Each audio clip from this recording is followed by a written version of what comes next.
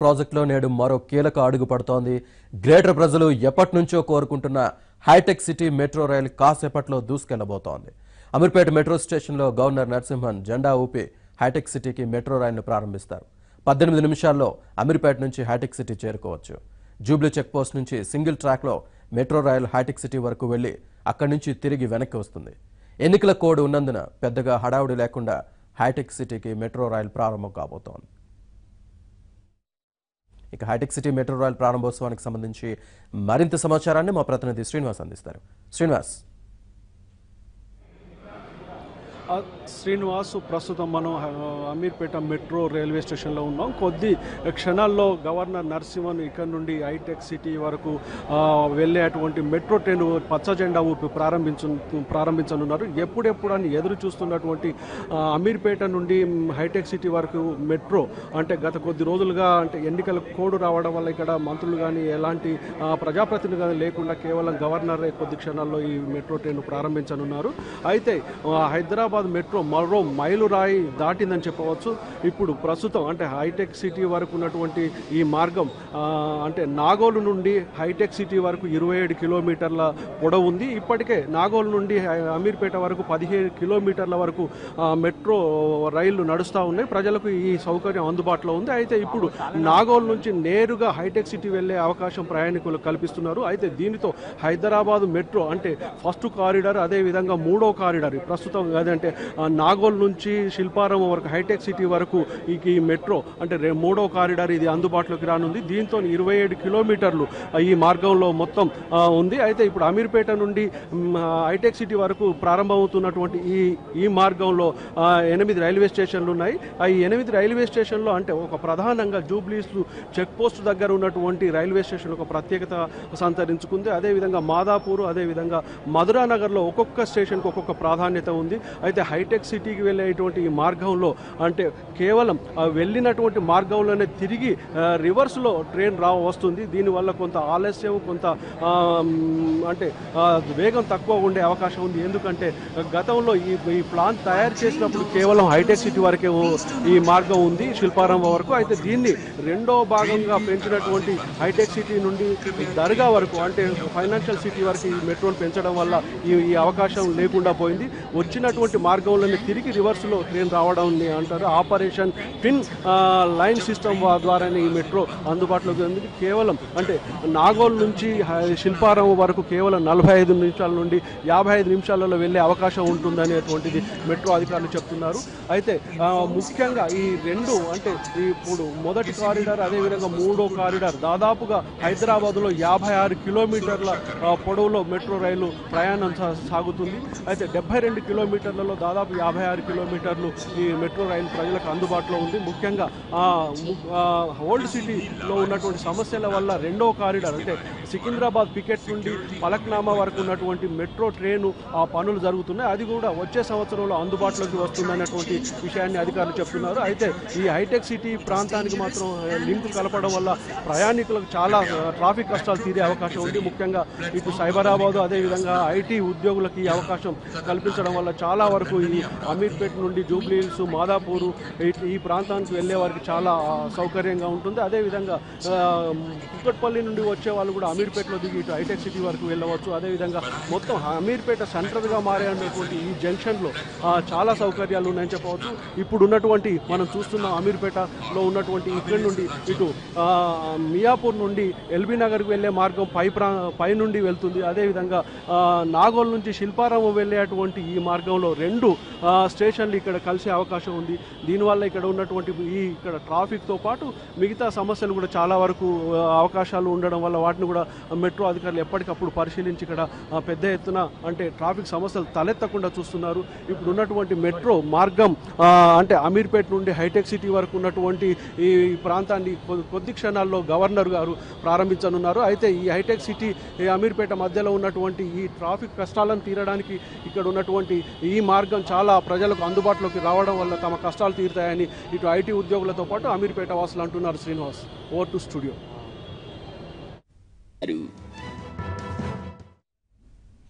Hitech City వరకు metro rail Ameerpet metro స్టేషన్లో governor Narasimhan జెండా ఊపి ప్రారంభించనున్నారు. లైవ్ లో చూద్దాం.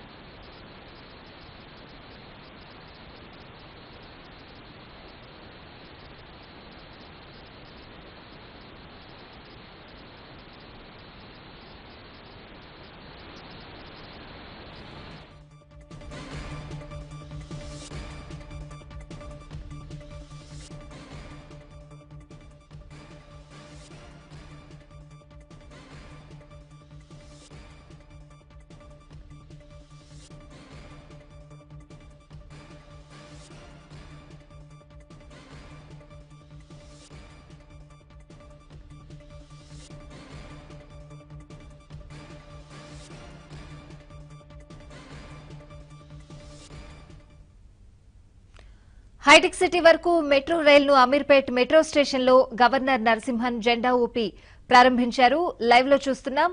ఇక హైటెక్ సిటీ మార్గంలో కూడా మెట్రో సేవలు అందుబాటులోకి వచ్చేసాయని చెప్పాలి.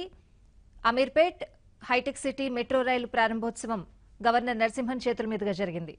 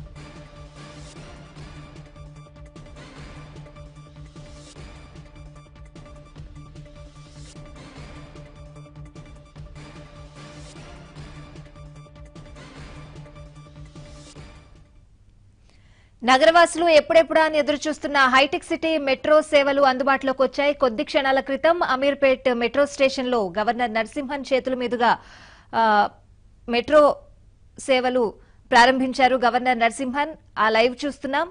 హైటెక్ సిటీ అమీర్పేట్ మార్గంలో మెట్రో సేవలు అందుబాటులోకి వచ్చాయి.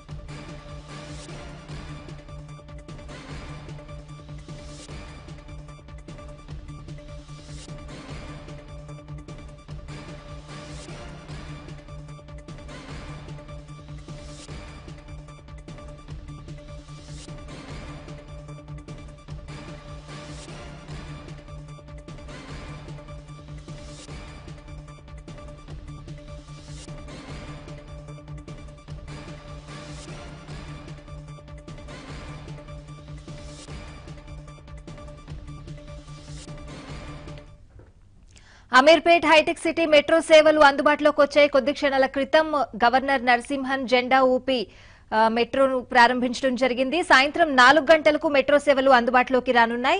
18 నిమిషాల్లో అమీర్పేట్ నుంచి హైటెక్ సిటీ చేరుకోవచ్చు.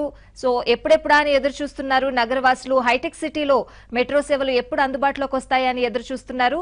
ఆ కళ సాకారమైందనే చెప్పాలి. కొద్ది క్షణాల క్రితం గవర్నర్ నరసింహన్ జెండా ఊపి అమీర్పేట్ హైటెక్ సిటీ మెట్రో సేవలను అందుబాటులోకి తీసుకొచ్చారు.